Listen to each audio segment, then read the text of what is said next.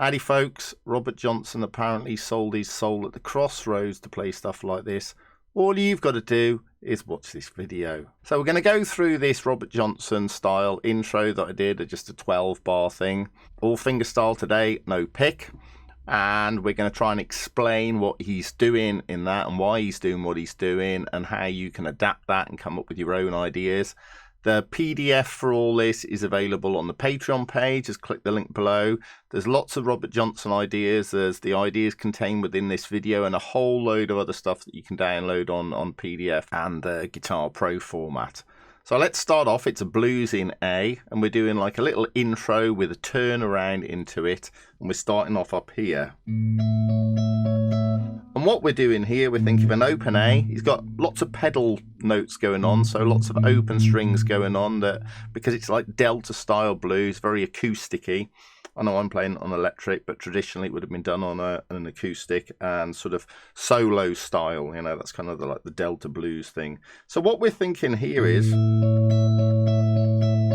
little triplets like 1, 2, 3, 1, 2, 3, 1, 2, 3. And why are we playing these notes? So if we look at these notes here, this is the major third, that's an A there, it's the major third, and that's the 5. So we're playing root, major third, 5. So effectively we're playing an A chord, aren't we? And then I'm going 3, root, flat 7, root. So we've got 1, 2, 3, 1, 2, 3, 1, 2, 3. Yeah? 1, 2, 3, 1, 2, 3, 1, 2, 3. So at the end, I could do something else. I could go 1, 2, 3, 1, 2, 3, 1, 2, 3. I could do that and jump down there. So here I'm going 3, root, root, root. That's quite cool. Yeah, so if I pick out almost any chord tones of an A7 chord, I can whack those on the end. Maybe I could go...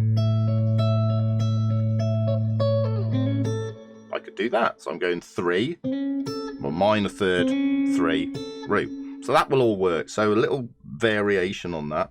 Then after that, I then go into the turnaround.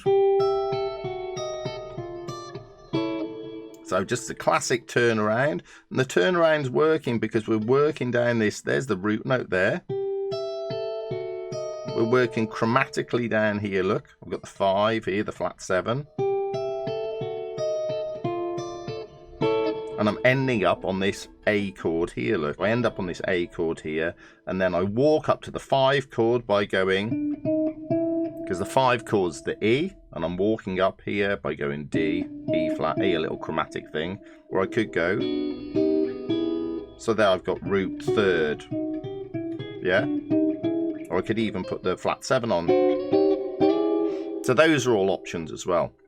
So then I go into like bar 1, right? So bar 1 obviously is an A chord, and I'm thinking of this A7 chord here. So this is a chord I'll play a lot anyway. So I've got root, 3, flat 7, and I'm pedaling the open A string and getting this like 1, 2, 3, 1, 2, 3 thing going on, like a little triplety thing. So my index finger is just scooting across here to get the root note here, and I can, it's a bit awkward, my fingers are a bit chunky, but if I the open G string's all right there as well. So when I move my finger, and if I get that open G string, and it's fine, it'll sound fine because it's the flat 7, isn't it? So I've got that.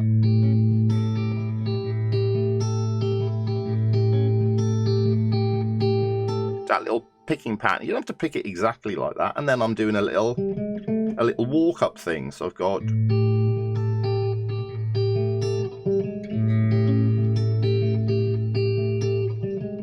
yeah, just to kind of create this little path into the chord every so often. And then I want to create a path into the D chord, and I'm seeing the D chord here, so I can create a path from the A chord here into the D chord here, and I'm playing a rootless D chord. I'm just not playing the root there. I'm doing like a D9 chord really, yeah. And then I'm putting, I think I was doing it like this,